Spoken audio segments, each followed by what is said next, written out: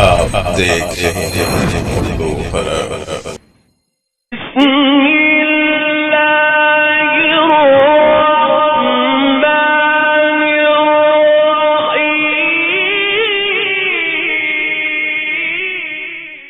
السلام علیکم ورحمۃ اللہ وبرکاتہ۔ اردو حرف کے معزز دوستو، تکالیف پہنچانے کا ایک اور واقعہ اس طرح پیش آیا کہ ایک روز آپ صلی اللہ علیہ وآلہ وسلم مسجد الحرام میں نماز پڑھ رہے تھے۔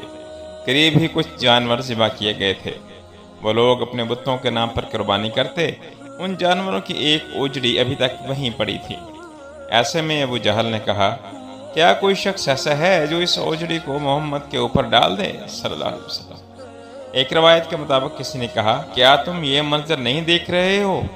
تم میں سے کون ہے جو وہاں جائے؟ یہاں فلاں قبیلے نے جانور ذبح کیے ہیں، ان کا گوبر، لید، خون اور اوجڑی وغیرہ سب وہاں پڑے ہوئے ہیں۔ کوئی شخص وہاں جا کر گندگی اٹھا لائے اور محمد صلی اللہ علیہ وسلم کے سجدے میں جانے کا انتظار کرے۔ پھر جو ہی وہ سجدے میں جائیں، وہ شخص ان کے کندھوں کے درمیان وہ گندگی رکھ دے۔ تب مشرکوں میں سے ایک شخص اٹھا، اس کا نام عقبہ بن ابی معیط تھا۔ یہ اپنی قوم میں سب سے زیادہ بدبخت تھا۔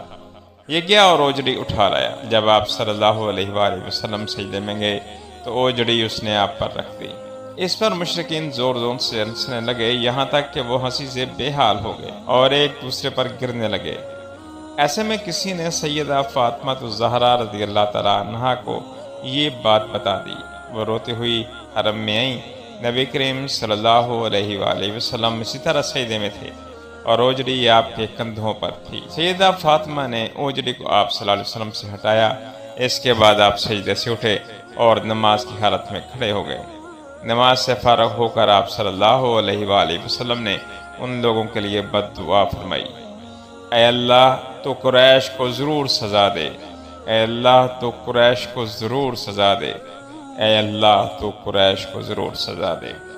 قریش جو مارے ہنسی کے لوٹ پوٹ ہو رہے تھے، یہ بد دعا سنتے ہی ان کی ہنسی کافور ہو گئی۔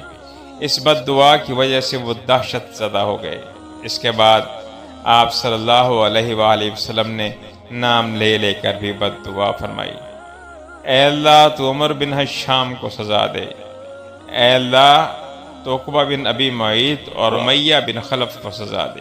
حضرت عبداللہ بن مسعود رضی اللہ تعالیٰ عنہ فرماتے ہیں کہ اللہ کی قسم، آپ صلی اللہ علیہ وآلہ وسلم نے جن جن قریشیوں کا نام لیا تھا، میں نے انہیں غزوہ بدر میں خاک و خون سے لتھڑا ہوا دیکھا اور پھر ان کی لاشوں کو ایک گڑھے میں پھینک دیا۔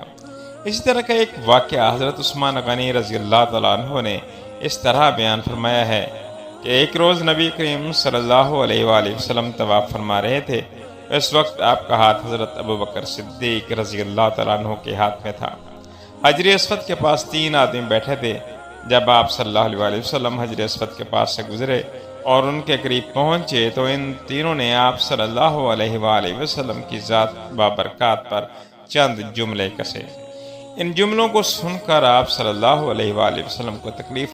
ناظرین محترم، یہ پرنور اور دلوں کو چھو لینے والی داستان ابھی جاری ہے۔ اس کا اگلا حصہ آئندہ ویڈیو میں پیش کیا جائے گا انشاءاللہ۔